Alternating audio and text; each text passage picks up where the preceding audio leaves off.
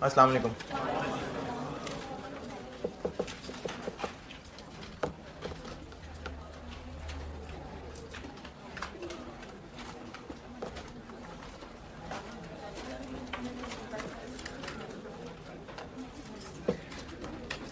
और ये ऑनलाइन वाले बच्चों के लिए मैंने ग्रुप में भी कहा था, दोबारा कह देता हूँ, पढ़ते पढ़ते नहीं है, चलो दोबारा बता देता हूँ कि आपके कोर्स के ना मुख्तलिफ सेक्शन बनाए हुए हैं।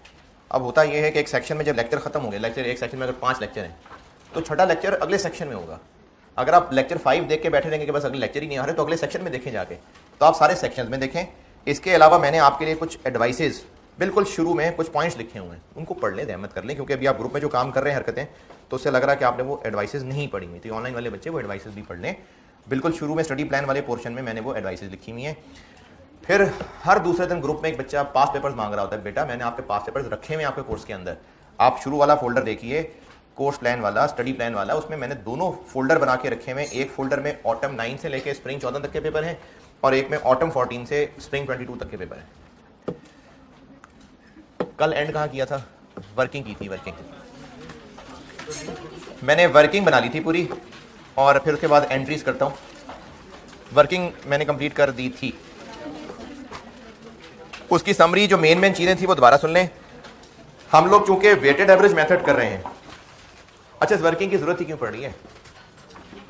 क्योंकि एंट्रीज करने में जो मटेरियल प्रोडक्शन होगा उसकी वैल्यू भी तो चाहिए ना, तो उसके लिए पता तो चले इस पे कौन सा रेट लगना है। इसलिए वर्किंग में हमें वो पूरा टेबल बनाना पड़ रहा है। वेटेड एवरेज मेथड है, परपेचुअल सिस्टम है, इसलिए वो पूरा टेबल बनाना पड़ा। एक बार टेबल पूरा बन गया, उसके बाद फिर वैल्यूज मिल जाएंगी एंट्रीज के लिए। उस टेबल में ये कर रहे थे हम कि डेट वाइज ट्रांजेक्शन लिखते जा रहे हैं और हर ट्रांजेक्शन के बाद रेट अपडेट होता जा रहा है।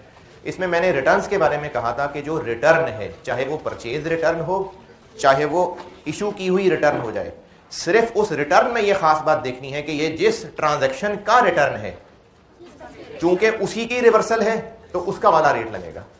इसके अलावा यानी रिटर्न के अलावा बाकी जितनी भी स्टोर से आउट चीजें हैं उन सब के ऊपर वही मेथड वाला रूल लग रहा होगा। यानी एफको मेथड है तो जो उस वक्त रेट चल रहा था, फाइफो मेथड है तो पुराने वाले का रेट लग रहा होगा। सिर्फ रिटर्न में इस बात का ख्याल रखना है कि ये किस ट्रांजैक्शन का रिवर्सल हो रहा है। वर्किंग पूरी मैंने कर दी थी। इस वर्किंग में किसी फिगर में कोई एतराज है तो पूछिए।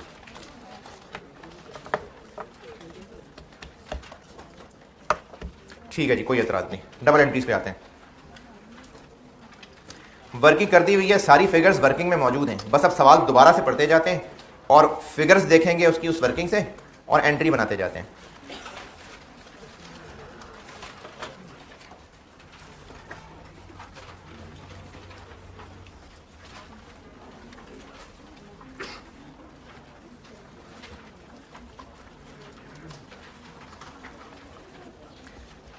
ऑटम 10 क्वेश्चन नंबर 2 कर रहा था मैं।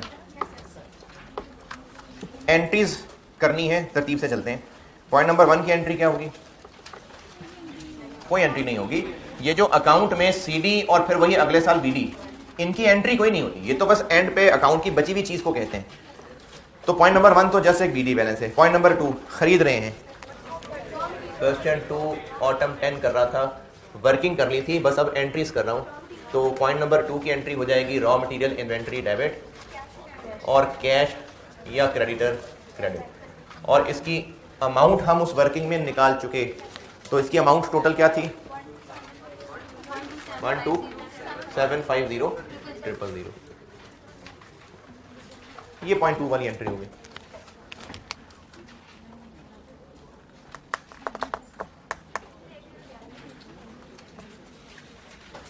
Point 2 okay. Point number 3 issue किए हैं और इसमें आपको ना एक ही मटेरियल का जिक्र है, एसआरएम, बस सिर्फ उस मटेरियल का डाटा है। वॉशिंग मशीन बनाने के लिए जो ये मटेरियल इस्तेमाल हो रहा है बस इसका डाटा है। तो सवाल ही सारे बस एक मटेरियल का है। तो ये डायरेक्ट है कि इनडायरेक्ट है? डायरेक्ट है, डायरेक्ट मटेरियल है। देखें, जब मटेरियल इशू होता है ना तो ये देखना पड़ता है कि वो डायरेक्ट था या इनडायरेक्ट था। सवाल है ही बस सिर्फ मटेरियल और कुछ जिक्र ही नहीं है, तो डायरेक्ट ही होगा। तो डायरेक्ट मटेरियल इशू हो तो एंट्री क्या होती है? Work in process inventory debit, work in process inventory debit और रॉ मटेरियल इन्वेंट्री क्रेडिट। और अमाउंट हम इसकी वर्किंग में निकाल चुके 124500000।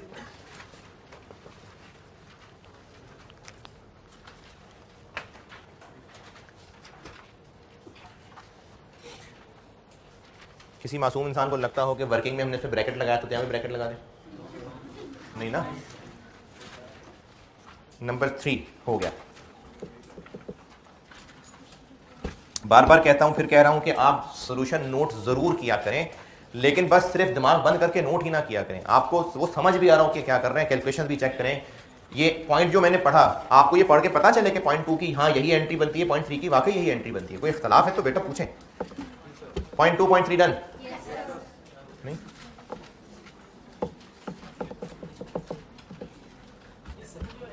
प्रोवाइडेड के कल आए थे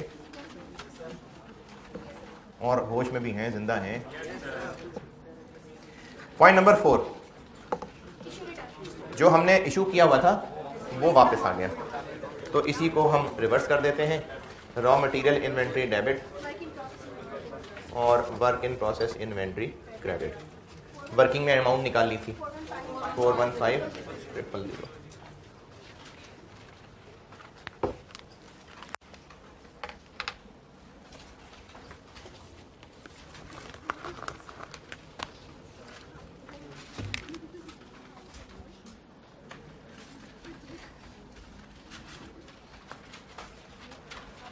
पॉइंट नंबर 5 परचेजेस हैं।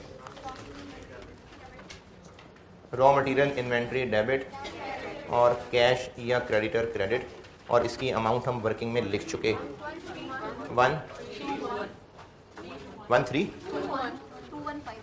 13 के बाद बोल रहे हैं ना, 1321।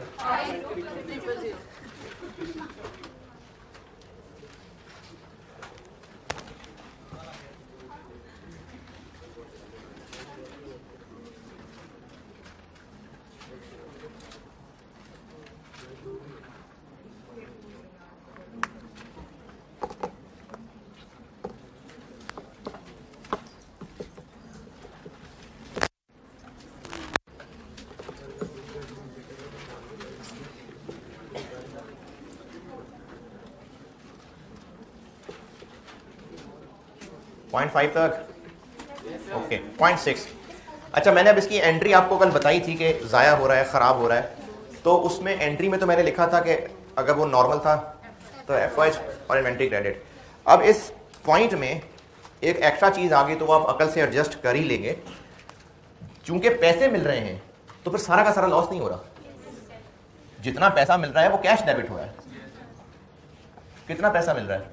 यूनिट्स कितने हैं? 2500। 20 रुपए एक के अगेंस्ट पैसे मिल रहे हैं 5000, 50,000। जितना कैश मिल रहा है वो कैश डेबिट। और चूंकि अब ये हम स्टोर से आउट कर रहे हैं तो ये वैल्यू निकाल चुके थे। रॉ मटेरियल इन्वेंट्री कितने से क्रेडिट? ये वही है वो जो 2500 हमने सेल लिखा था ना, सेल ऑफ डिफेक्टिव यूनिट्स, ये वो वाली फिगर है 215000।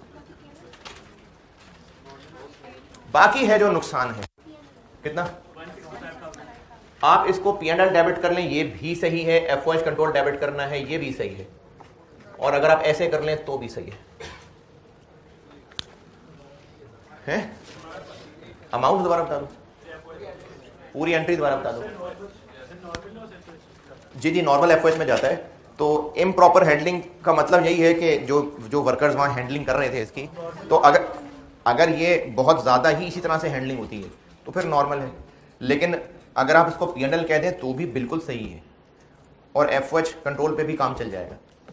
एंट्री दोबारा सुन लें, 2500 यूनिट थे जो खराब वाले थे वो अब हम बेच रहे हैं, तो इन्वेंट्री से तो आउट ही हो रहे हैं ना, तो इसलिए इन्वेंट्री क्रेडिट होगी। किस अमाउंट से? ये कल वर्किंग में निकाल ली थी अमाउंट।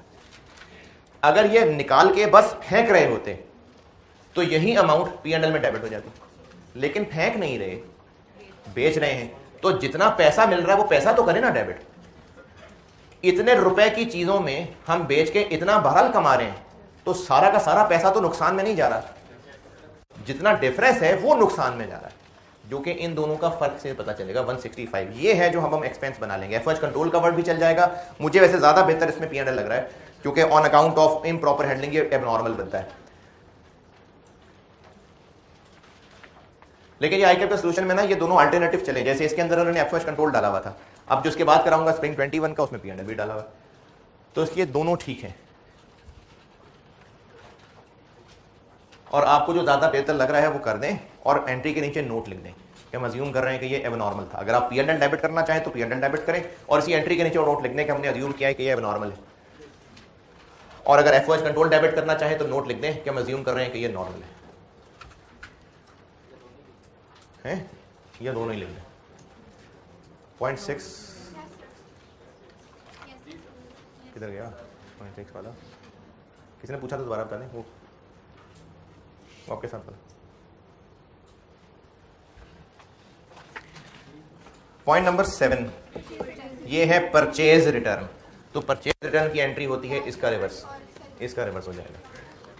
और अमाउंट हम कल वर्किंग में निकाल चुके थे, कैश या क्रेडिटर हो जाएगा डेबिट और रॉ मटेरियल इन्वेंट्री हो जाएगी क्रेडिट, और अमाउंट इसकी निकाल ली थी 212500।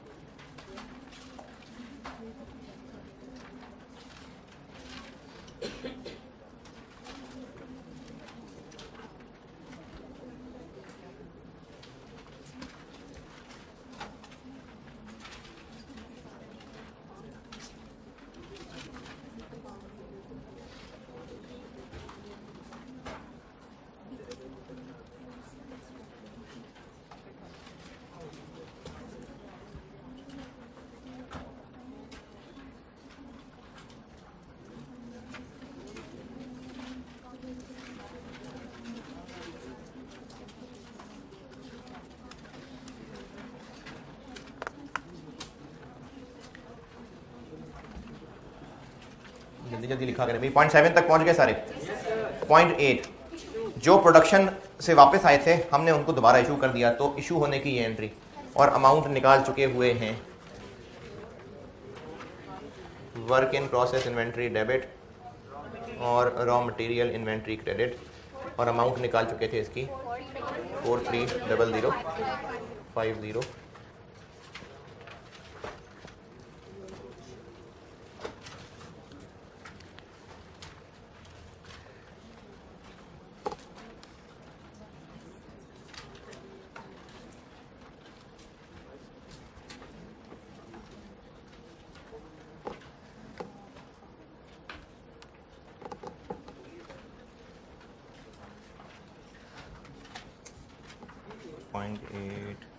डन। 0.9 20 तारीख को हमने परचेज की है, तो परचेज की है तो रॉ मटेरियल इन्वेंट्री डेबिट, और ये जो मैंने नंबरिंग की है ना ये पहचानने के लिए की है, आप इसकी जगह डेट लिख लें, दोनों बातें ठीक है, क्योंकि हर पॉइंट में अलग ट्रांजेक्शन है, तो आप पॉइंट लिख लें वो भी सही है, डेट लिख लें वो भी सही है।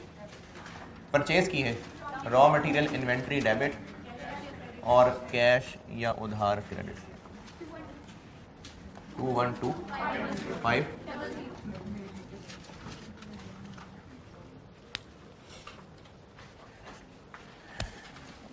यार जो लिखा होता है ना कैमरा वहीं रखा करें, मैं जब बोलना शुरू करूं तो मेरे पास आए।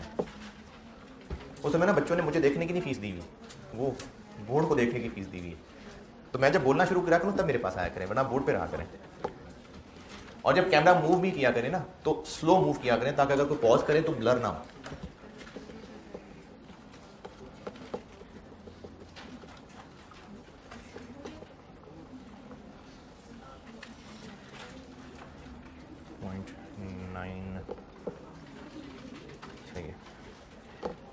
पॉइंट 10 इशूएंस है, work in process debit, raw material credit.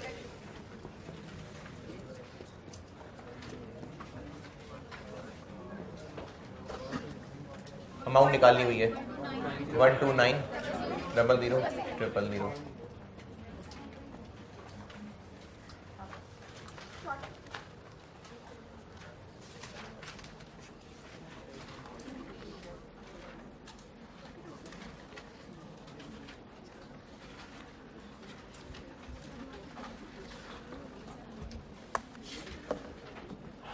Last में हो रहे हैं अब दो काम। लास्ट पॉइंट में दो चीजें हैं।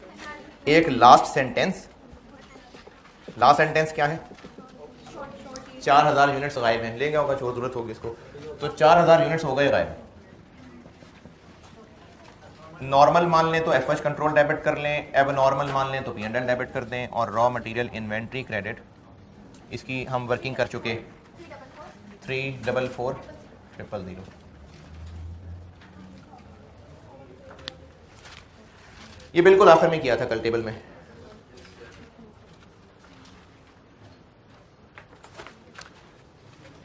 और इसी पॉइंट में लास्ट काम वो ये कि एनआरवी राइट डाउन करना है। यहां तक नोट कर रहे हैं, वहां पहुंचे, क्योंकि ये वर्किंग में नहीं किया था इसलिए मैं समझाऊंगा। तो यहां तक पहुंचे तो बताता हूं, यहां तक नोट करने पे बताता हूं। जी जी, जो कर रहे हैं वो करें ना, जो पहुंच गए उनसे।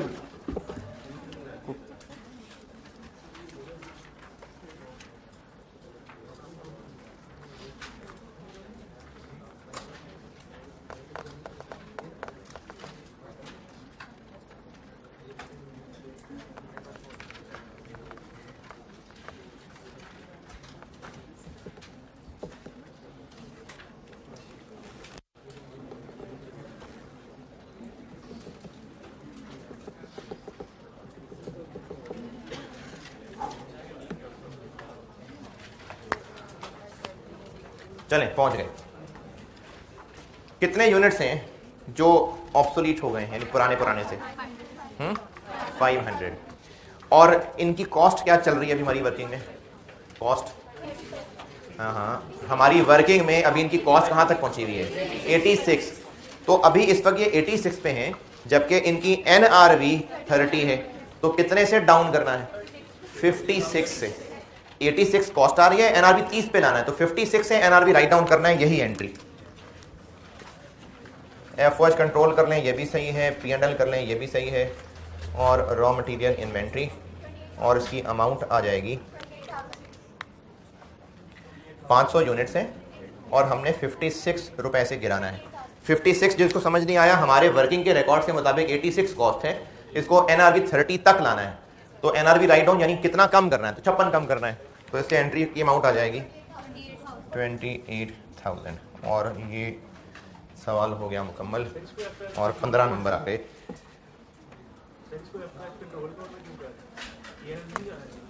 वैल्यूज का डाउन होते रहना, क्योंकि ये बिजनेस का एक नॉर्मल काम होता है कि स्टोर में जो नीचे दबी रह गई चीजें, उनमें दब पड़ी जाती है, खराब हो ही जाती है। तो ये एक नॉर्मल काम है। तो इसलिए NRV राइट डाउन भी नॉर्मल भी हो सकता है, नॉर्मल भी हो सकता है। इस अटेम्प्ट के सोल्यूशन में ICAP ने इसको FOH में रखा था। अब जो अगला सवाल कराऊंगा उसमें P&L में रखा हुआ था। दोनों बातें ठीक है। क्या जी? एक असूल बनाना तो वो ये वाला बना ले,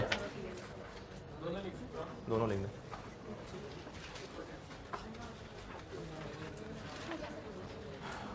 ऑटम 10 डन?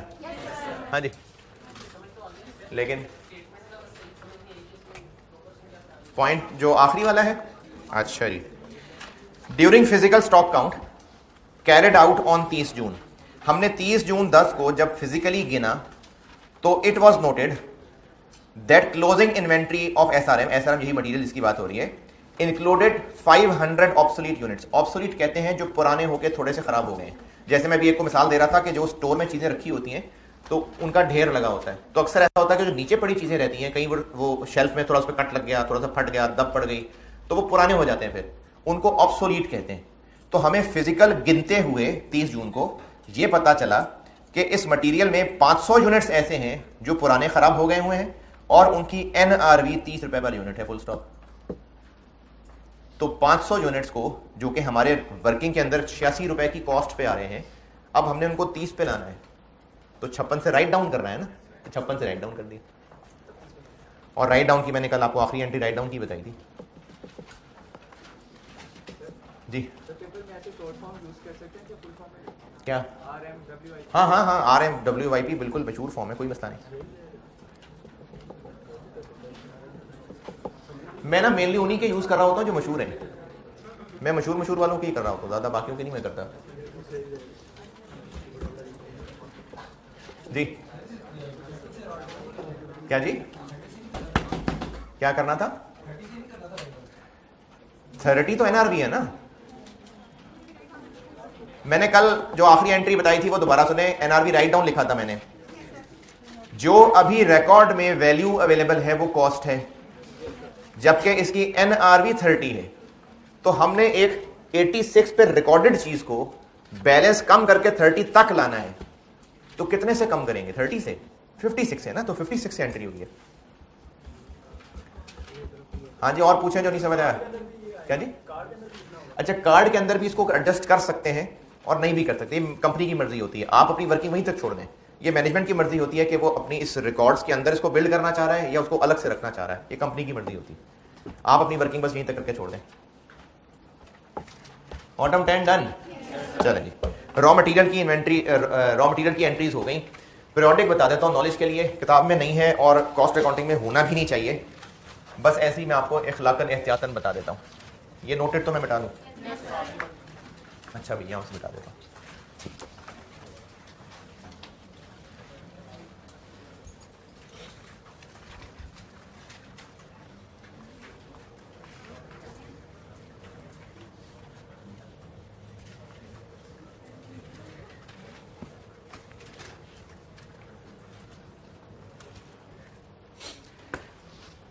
पीरियोडिक वाली एंट्रीज बता रहा हूं एहतियातन, बस ये दफा करें। चले रॉ मटेरियल में बता देता हूं, फिनिश गुड में नहीं बताऊंगा। रॉ मटेरियल में बता देता हूं। पहली क्या थी? रॉ मटेरियल परचेज किया था। ये जगह खाली छोड़ी हुई आपके पास।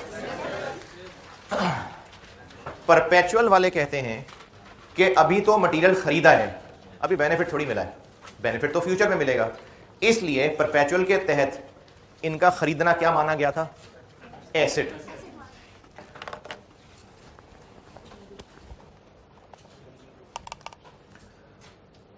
यार फारिग बैठे हो,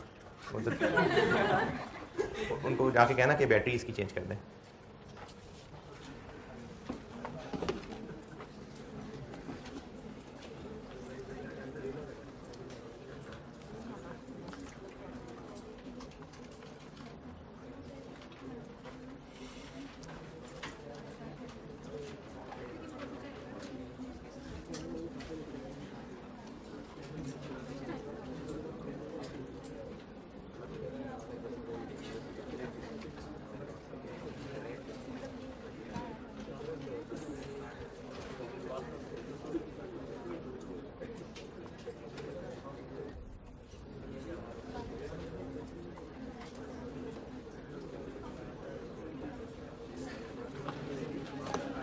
उधर ऑफिस में जाके कहा है।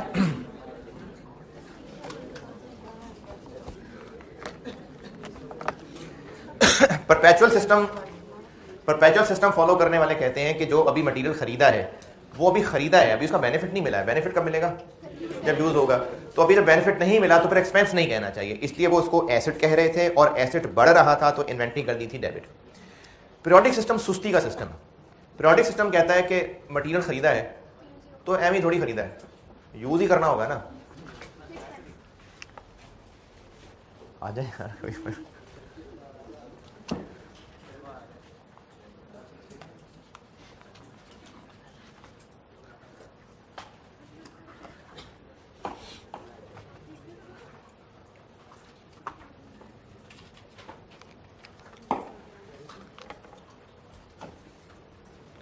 और ये दोनों रिफिल भी करवा दें, इनको रिफिल करवाइएगा।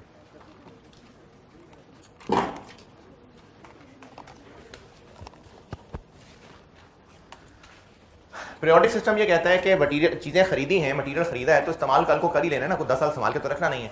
तो जब कल को इस्तेमाल कर ही लेना है, बेनिफिट मिल ही जाना है, तो अभी से ही एक्सपेंस कह दो।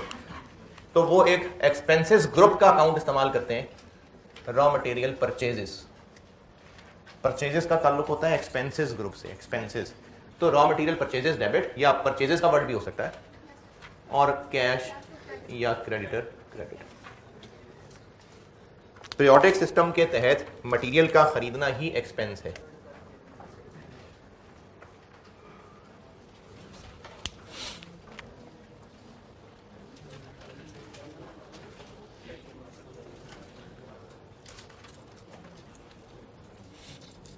दूसरी ट्रांजैक्शन क्या थी? रिटर्न था। इसी को रिवर्स कर दें, ये भी ठीक है, और परचेजेस की जगह परचेज रिटर्न्स लिख लें, ये भी ठीक है, परचेज रिटर्न्स लिख लें। दूसरी एंट्री में कैश या क्रेडिटर डेबिट और रॉ मटेरियल परचेज रिटर्न्स, ये भी एक्सपेंस ग्रुप होता है। क्यों क्रेडिट हो रहा है?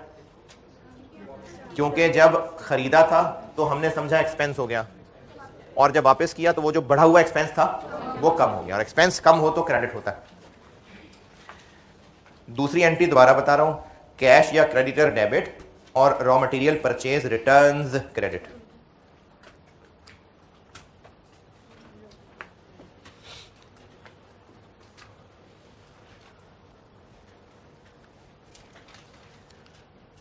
तीसरी एंट्री, मटेरियल प्रोडक्शन को इशू हो रहा है, जब इसको पहले इन्वेंट्री ही नहीं माना तो फिर इशू करने की क्या एंट्री करनी है? तो इसकी कोई एंट्री नहीं होती, कोई एंट्री नहीं। जब खरीदने को एक्सपेंस कह दिया तो अब इशू करने की क्या एंट्री करनी है? देखें, परपेचुअल में एंट्री क्यों की थी? क्योंकि उसको इन्वेंट्री माना हुआ था, तो अब जब चीजें निकल रही थी तो इन्वेंट्री कम करनी बनती थी, अभी तो इन्वेंट्री ही नहीं मानी तो कम क्या करना है? तो इसकी कोई एंट्री नहीं होगी। नंबर 3, कोई एंट्री नहीं होगी पीरियोडिक में, तो जब 3 नहीं होगी तो 4 भी नहीं होगी।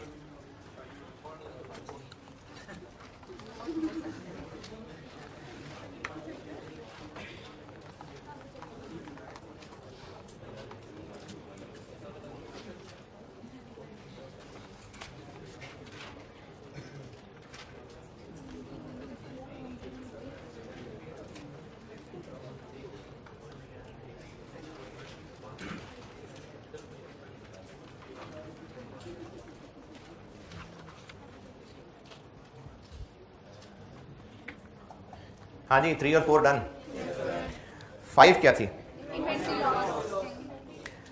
इन्वेंट्री लॉस की एंट्री होगी, और वो इसलिए होगी क्योंकि इनको हमने अभी मटेरियल परचेजेस में डाला था, जबकि असल में तो ये ज़ाया हो गए, तो एंट्री यही हो जाएगी जो की हुई है P&L वाली। क्रेडिट क्या किया था? उसकी जगह रॉ मटेरियल परचेजेस हो जाएगा। एंट्री नंबर 5 सेम परपेचुअल वाली रिपीट कर लें, बस क्रेडिट रॉ मटेरियल इन्वेंट्री की जगह रॉ मटेरियल परचेजेस कर लें।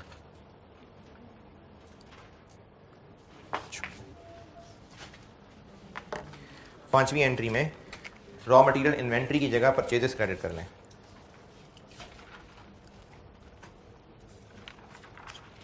छठी एंट्री नहीं होगी, छठी एंट्री नहीं होगी, क्योंकि जब इन्वेंट्री बुक्स में रखी नहीं हुई तो फिर उसको राइट डाउन क्या करना है, तो छठी एंट्री नहीं है। उसके बाद मैंने आपसे कहा था कुछ लाइनें छोड़िएगा।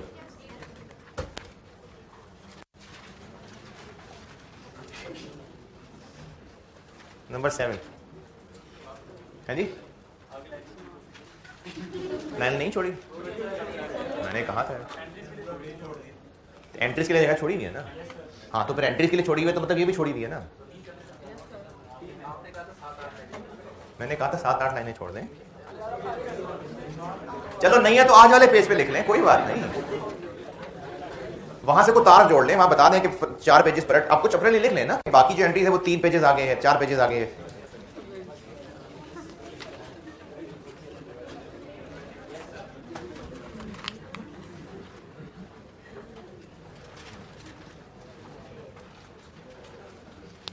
कुछ क्लोजिंग एंट्रीज होंगी और वो इस तरह से होंगी कि इधर हूं पीरियोडिक में, एक तो ओपनिंग स्टॉक की एंट्री होगी, और एंट्री ये होगी कि रॉ मटेरियल इन्वेंट्री का अकाउंट बहरहाल था और अभी मैं दिखाऊंगा वो बन भी जाएगा, वो हो जाएगा क्रेडिट।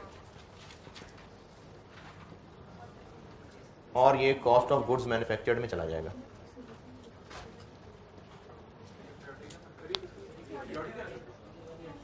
परपेचुअल तो मैंने कल पूरी कर दी थी ना यार, कितना मुश्किल काम हो गया। मैंने कल 6 एंट्रीज लिखी थी और परपेचुअल मुकम्मल हो गया था और कहा था पीरियोडिक में कुछ मजीद होती हैं, तो वो मजीद 6 के बाद 7 ही आएगा ना, तो ये वो 7 आ गया। अब ये परपेचुअल में नहीं है, ये पीरियोडिक में ही हो रही हैं।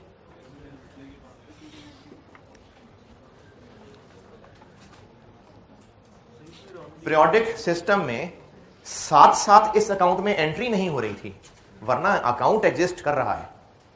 और वो भी कैसे एग्जिस्ट करेगा, अभी मैं तीसरी एंट्री में आके बताता हूं। अकाउंट एग्जिस्ट कर रहा है, इसका एक बीडी बैलेंस आ रहा था, ये वो हमने कॉस्ट ऑफ गुड्स मैन्युफैक्चर को ट्रांसफर कर दिया। अब आप कॉस्ट ऑफ गुड्स मैन्युफैक्चर का फॉर्मेट याद करें तो उसमें डायरेक्ट मटेरियल कॉस्ट के अंदर ओपनिंग रॉ मटेरियल, तो वो ये एंट्री से कॉस्ट ऑफ गुड्स मैन्युफैक्चर में गया है। कॉस्ट ऑफ गुड्स मैन्युफैक्चर में ऊपर सबसे पहली लाइन ओपनिंग रॉ मटेरियल लिखता था, ये वो इस एंट्री से वहां चला गया। फिर परचेजेस भी वहीं चली जाएंगी।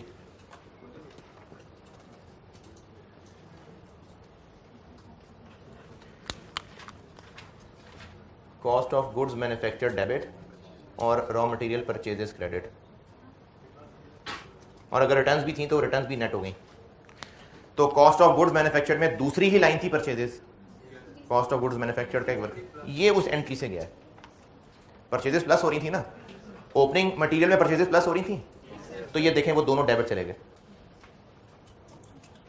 कॉस्ट ऑफ गुड्स मैन्युफैक्चर में टॉप की 2 लाइनें यही थी, ओपनिंग रॉ मटेरियल था प्लस परचेजेस थी, तो देखिए कॉस्ट ऑफ गुड्स मैन्युफैक्चर में डेबिट जा रहा है, यही दोनों चीजें। और उसमें से लेस क्या हो रहा था, तो तीसरी क्लोजिंग एंट्री होती है, इधर जगह नहीं नजर नहीं आएगा, इसी के नीचे लिख रहा हूं, यहीं पर लिख रहा हूं, परपेचुअल वाले कॉलम में नहीं लिख रहा, ये इसी के नीचे है।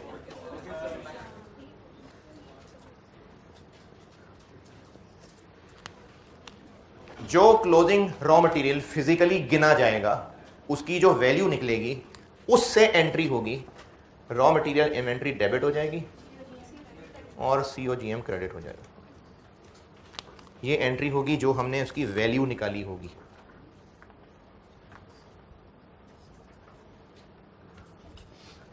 इसीलिए वहां सीओजीएम में से क्लोजिंग लेस हो रहा होता, तो मतलब क्रेडिट। तो अगर वो जो सीओजीएम की शक्ल देखें तो उसमें ओपनिंग रॉ मटेरियल था प्लस परचेजेस थी माइनस क्लोजिंग था, वो जो वहां प्लस माइनस लिखना था वो असल में ये 3 एंट्रीज करना था। बस ये पीरियोडिक। इस पीरियोडिक की ज्यादा टेंशन नहीं लेनी आपने, परपेचुअल ही की एंट्रीज याद रखिए। मेन रॉ मटेरियल डन जी, कॉस्ट अकाउंट में परपेचुअल ही है, किताब के अंदर भी परपेचुअल ही है। ये मैंने ऐसी एक्स्ट्रा बात एहतियातन बताई आपको।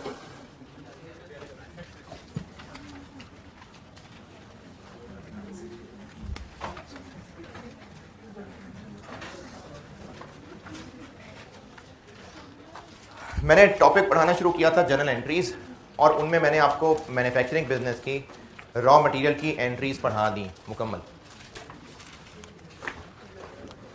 जनरल एंट्रीज पढ़ा रहा हूं, रॉ मटेरियल पढ़ा चुका, उसको चले नंबर 1 कह दे बेशक, क्योंकि मैंने 3 हिस्सों में एंट्रीज पढ़ानी है, उसको नंबर 1 कह दें।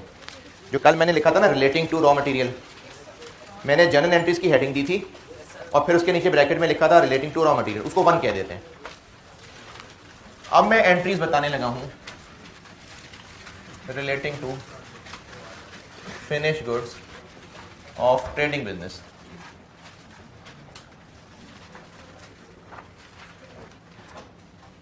पहले मैन्युफैक्चरिंग के रॉ मटेरियल की एंट्रीज बताई थी, तो अब मैं ट्रेडिंग बिजनेस के फिनिश गुड्स की एंट्रीज बता रहा हूं।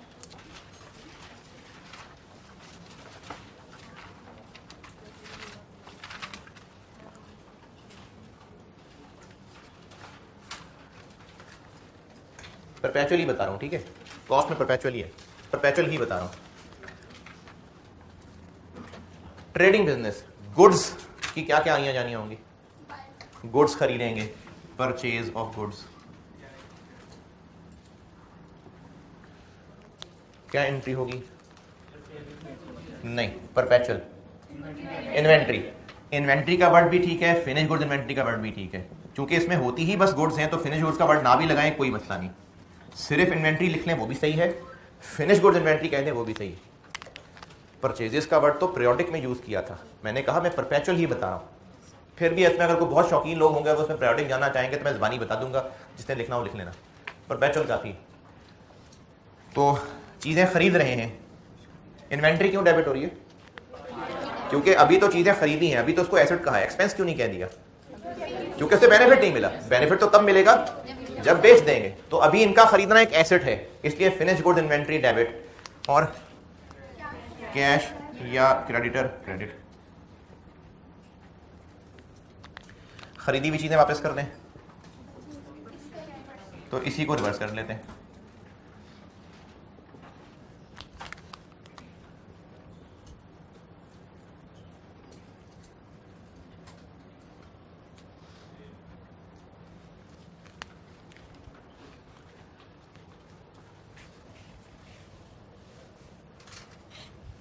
चीजें खरीद ली, वापस कर दी, बस दुकान बंद,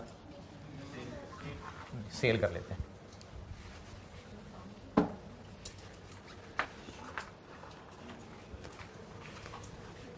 तो जब इनको सेल करेंगे तो दो एंट्रीज होंगी, सेल करने पे दो एंट्रीज होंगी। एक, चूंकि सेल्स हो रही हैं तो सेल्स की एंट्री होगी, कैश या डेटर डेबिट और सेल्स क्रेडिट। सेल तो इनकम है ना, तो सेल्स क्रेडिट।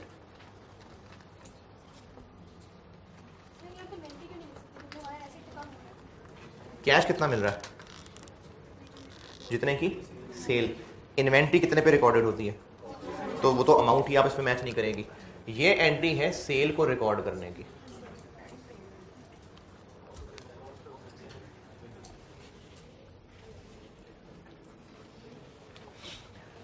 खरीदते ही इन चीजों को एक्सपेंस क्यों नहीं बनाया था?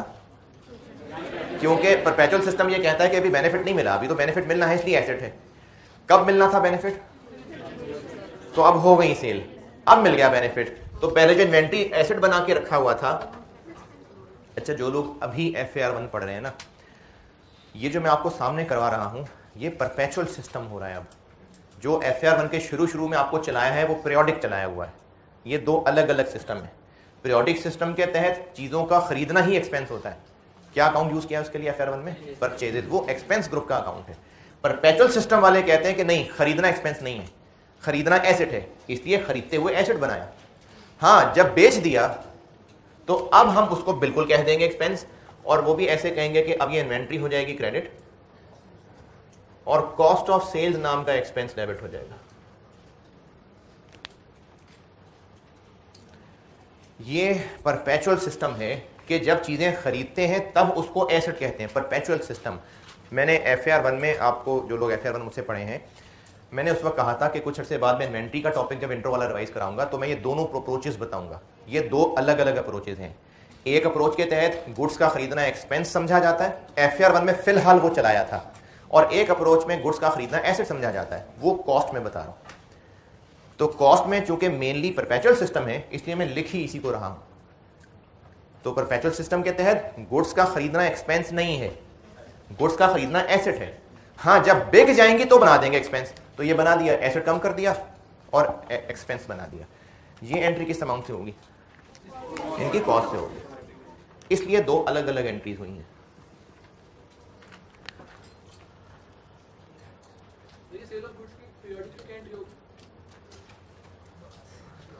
वो फिर पीरियोडिक की है ना, परपेचुअल कर लें, सवाल कर लें, फिर मैं बाद में जिसको जाननी हुई तो मैं ज़बानी बोल दूंगा। जैसे आज की है ना, तो उस तरह से मैं एक एक करके रिलीफ करके बता दूंगा। और अगर बेची हुई चीजें वापस हो जाएं तो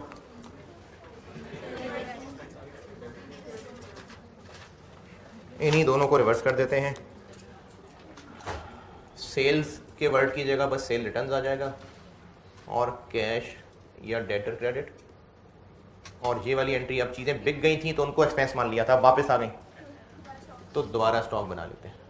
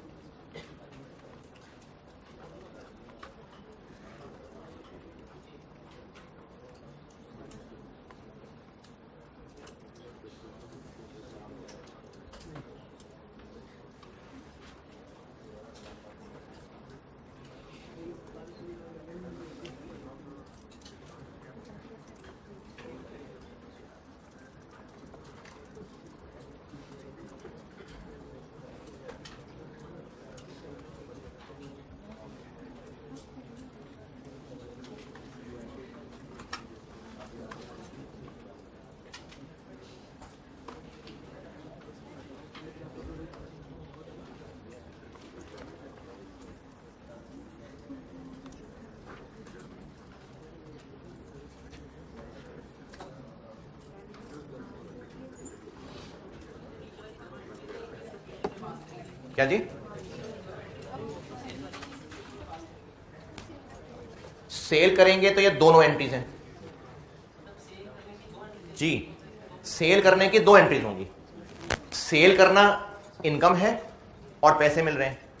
और पहले इन चीजों को इन्वेंट्री क्यों कहा था? तो अब उठा लिया ना फायदा, तो अब एसेट से निकाल के इसको एक्सपेंस बना दें।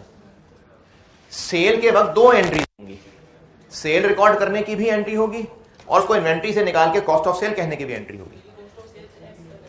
हाँ, अब ये एक्सपेंस बन गया, ये एसेट कम हो गया, ये एक्सपेंस बन गया। इनकम स्टेटमेंट में सेल्स में से क्या लेस होता है? कॉस्ट ऑफ सेल, तो ये वो एक्सपेंस बन रहा है।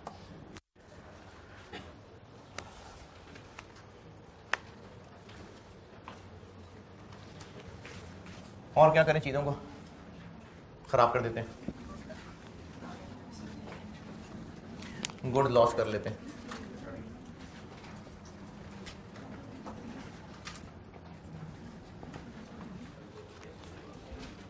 तो जिस तरह कल मैंने मटेरियल में बताया था, इसमें भी इनका खराब होना नॉर्मल भी हो सकता है, एबनॉर्मल भी हो सकता है। अगर इनका खराब होना नॉर्मल है तो कॉस्ट ऑफ सेल्स को चार्ज हो जाएगा, अगर नॉर्मल है तो। ये वही कॉन्सेप्ट है कल जो मैंने रॉ मटेरियल का बताया था। और अगर एबनॉर्मल था तो P&L को चार्ज हो जाएगा। क्रेडिट क्या करूं? चीजें खराब हो रही हैं। परचेजेस कहां से आ गई हैं? इन्वेंट्री।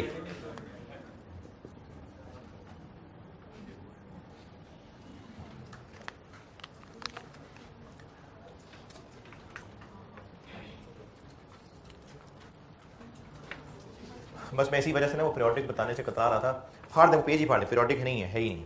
आप मिक्स करेंगे, आप परपेचुअली है। चले ना करें, फिर ना करें।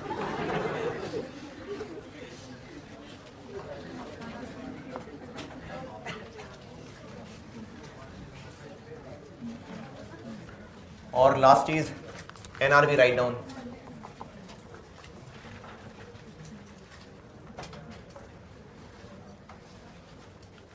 सेम, यही एंट्री सेम कर लें। बस ये हो किस अमाउंट से रही होगी? NRV से नहीं, कॉस्ट और NRV का जो डिफरेंस है, जो कि पिछले सवाल में 56 रुपए से किया था, तो यही एंट्री यहाँ दोबारा कर लें कि अगर वो वैल्यू का डाउन होना एक नॉर्मल मसला था तो कॉस्ट ऑफ सेल्स डेबिट, और अगर नॉर्मल था तो P&L डेबिट। और सेम बात है, आप ये भी कर दें, ये भी सही है, ये कर दें, ये भी सही है, या जिस तरह पहले सवाल में किया था, cost of sales slash P&L। NRV write down की भी यही एंट्री है, सेम लिख लें। और फिनिश गुड्स ट्रेडिंग बिजनेस की एंट्रीज बस आप आ जाइए स्प्रिंग 2021 पे। क्या हुआ? मैंने P&L का बोला था, वर्ड GP के नीचे होता है। Income statement sales, cost of sales, gross profit. तो कॉस्ट ऑफ सेल्स तो ग्रॉस प्रॉफिट से ऊपर वाली चीज है। GP के नीचे जो पोर्शन था ना, उसको P&L कहते हैं।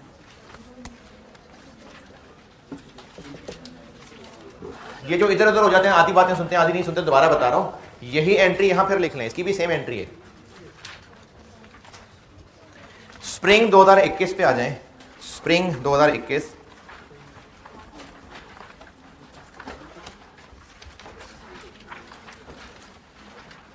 Question number 3।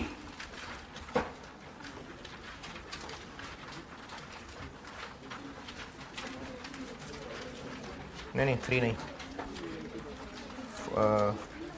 4 question number 4। Spring 2021 question number 4 पे आ जाइए।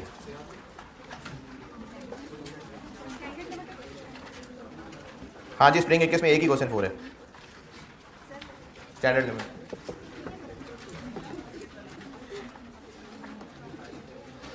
है जी, क्या हुआ? स्टैंडर्ड लिमिटेड भाई, क्वेश्चन 4 स्प्रिंग 21। स्प्रिंग मार्च को कहते हैं। मार्च 21 में क्वेश्चन नंबर 4, 3 के बाद देखें, उसके बाद आएगा 4। हाँ 5 से, वही बिल्कुल 5 से पहले वाला। अच्छा, अब देखें पुराने वक्तों की और नए वक्तों की ऐशी में फर्क। ये तकरीबन उसी सवाल को कॉपी किया हुआ है। उसके नंबर कितने थे? 15। इसके कितने? 9। ये फ़र्क पड़ा है पुरानी नस्लों में और आप में, क्या मेहनत वही होती है और मार्क्स होते हैं मेहनत के हैं। पहले चार्टर्ड अकाउंटेंट बड़ी आसानी से बन जाते थे। मेरे दौर पे तो वो कहते थे आप बन लेंगे चार्टर्ड अकाउंटेंट, हाँ जी बन लेंगे, चलो आप चार्टर्ड अकाउंटेंट है ना, ऐसे ही होता था पहले। सारी मुश्किलें आपके लिए हैं।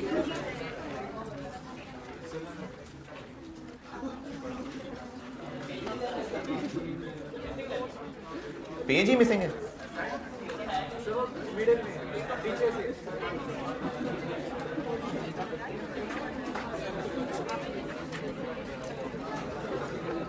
सवाल पढ़ लें यार, मौत ही पड़ जाती है सवाल करने को। कहता था पूरा सवाल पढ़ लिया। Spring 21 question number 4 standard limited पढ़ लीजिए, मैं करता हूं बोर्ड पे। तो यार अभी शेयर कर लें, ऊपर जाके से कॉपी ले लीजिएगा और दोबारा।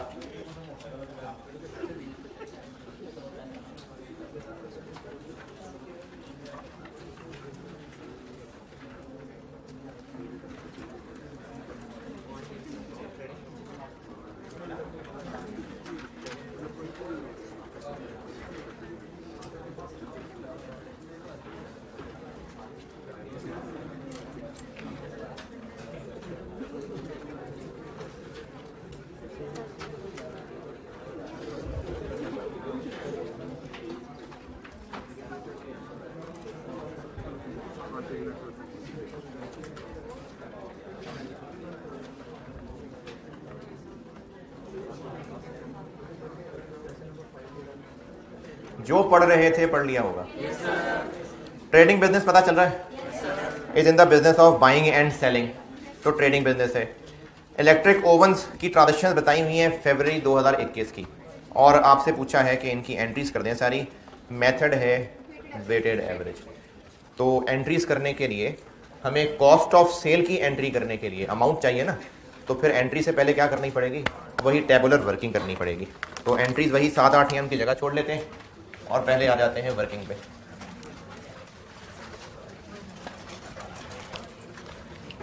क्वेश्चन 4 स्प्रिंग 21 वर्किंग पे आ गया हूँ। पहले डेट, थोड़ी सी अंग्रेजी, यूनिट, रेट और टोटल।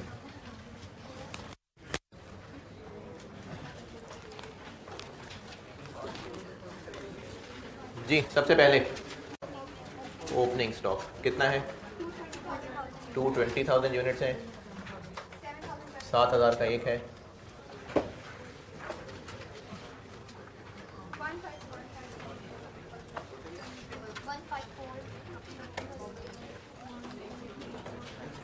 एक जीरो ज़्यादा नहीं लग गया? अच्छा कम लगा। अच्छा इतने सारे फिगर्स को आप बिल्कुल कर सकते हैं कि आप उसको रुपीज इन मिलियन या 1000 कर लें। चलें खैर है, लिख लिया मैंने।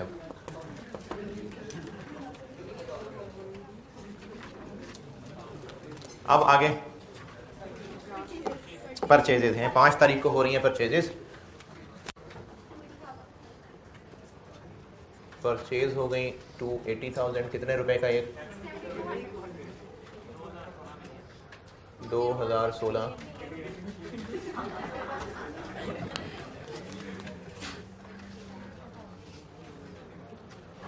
$500 और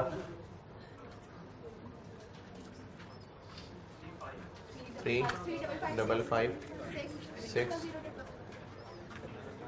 तो रेट क्या बना, 7,112।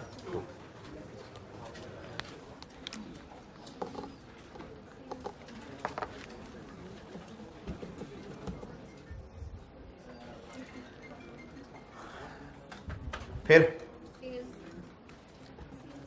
10 तारीख को हो गई सेल्स,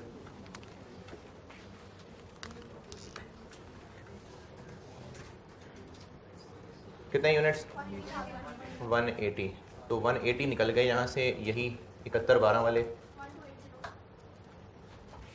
1280 16 0 0 0 0 बस। और इनके जाने के बाद 320 यही 7112 वाले 2275 840।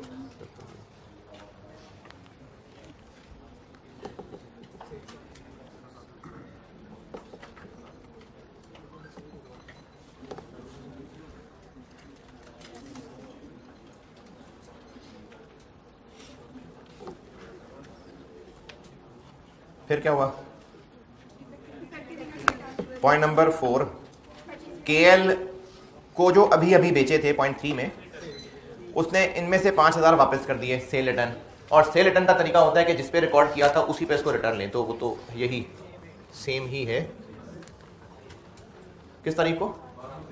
12 सेल रिटर्न 5000 स्टोर में वापस आ गए, यही 7112 वाले 35560 000।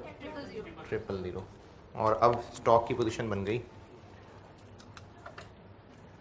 3,25,000 7112 वाले 23114 00 000।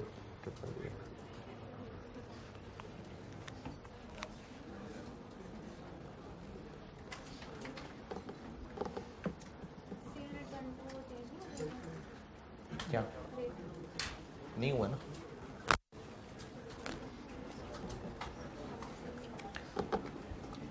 जी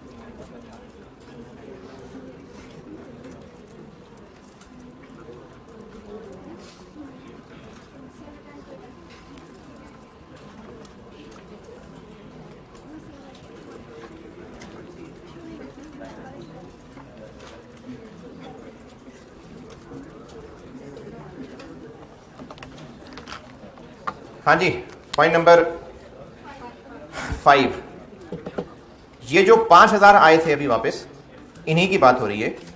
इनमें से 30% ऑफ द डिफेक्टिव यूनिट्स, कौन से डिफेक्टिव यूनिट्स? यही जो कि एक पॉइंट ऊपर थे, रिटर्न टू एसएल। एसएल कौन है?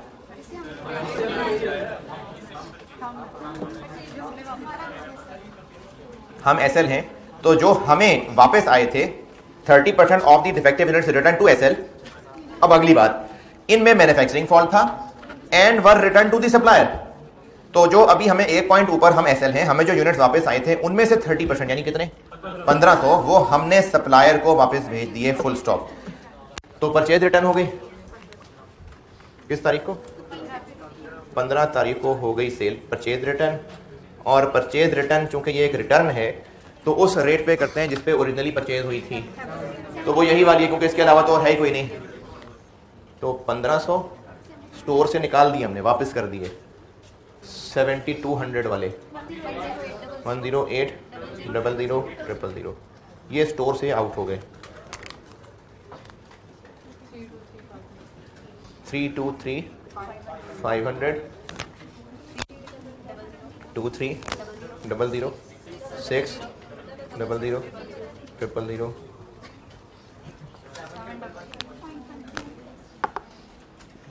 और अब रेट रिवाइज हो गया 7111.59।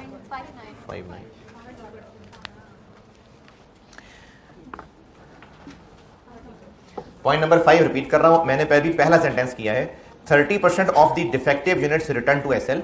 हम एसएल हैं, हमें जो वापस आए थे यानी 5, उनमें से 30% यानी 1500 हैड अ मैन्युफैक्चरिंग फॉल्ट, उनमें मैन्युफैक्चरिंग फॉल्ट मौजूद था, इसलिए हमने वो सप्लायर को वापस कर दिए, तो परचेज रिटर्न हो गई।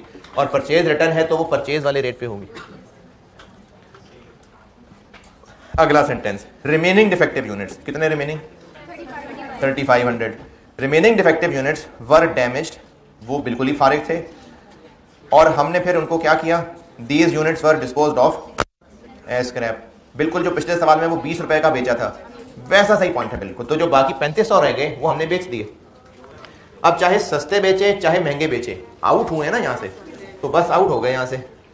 इसी तारीख को है 20 को।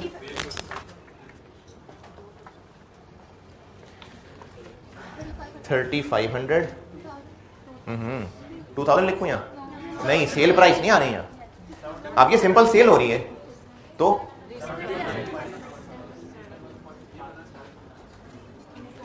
देखें सिर्फ और सिर्फ रिटर्न होता है जिस पे हमने ओरिजिनल वाला रेट लगाना होता है। उसके अलावा जो भी आउट है उस पे वेटेड एवरेज FIFO मेथड का रूल लगेगा। तो अब ये 20 तारीख को एक सेल हो रही है, तो जब आउट होगा तो इसी रेट पे आउट होगा ना। 2489565 जी।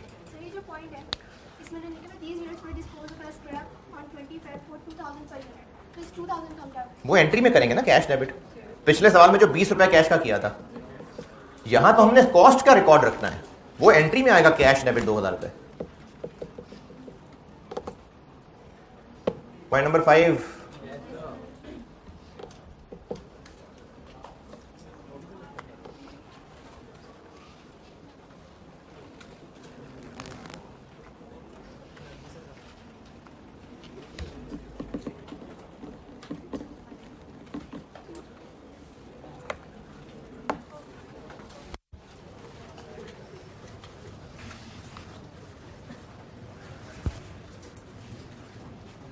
क्या बचा बैलेंस?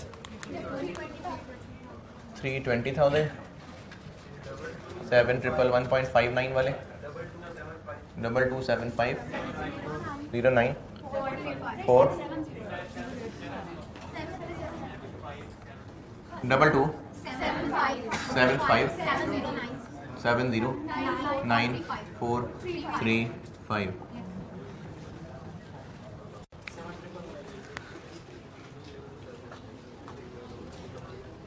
पॉइंट नंबर 6, 5000 यूनिट्स थे जो हमने अपने कस्टमर को बेच दिए।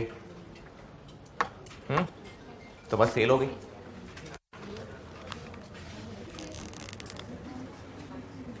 कब, किस तारीख को? 22 तारीख को कस्टमर को चीजें सेल कर दी। कितने यूनिट्स? 5000। किस रेट पे? यही 7111।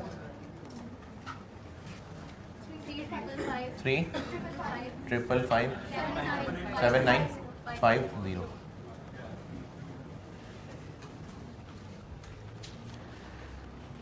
इस ट्रांजेक्शन पे रेट पे एतराज कि ये तो वही उसी को ही बेच रहे हैं, तो ये वाला रेट क्यों नहीं लिया? सिर्फ रिटर्न पे देखना है कि जो उसकी पहले ट्रांजेक्शन का रेट था वही लेना है, उसके बाद ऑनवर्ड चलते हुए बस जो मेथड है वैसे चलना है। तो इसलिए सेल हो रही है तो सेल हो रही है, इस रेट पे सेल कर दी।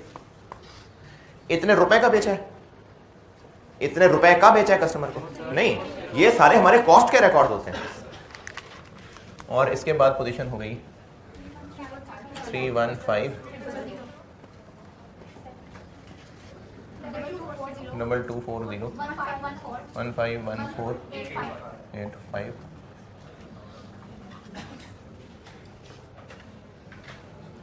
और लास्ट, बल्कि सेकंड लास्ट, पॉइंट नंबर 7 में सेल हो गई। कब? 25 तारीख को हो गई सेल। कितने यूनिट्स? 150, यही वाले 1066 7385।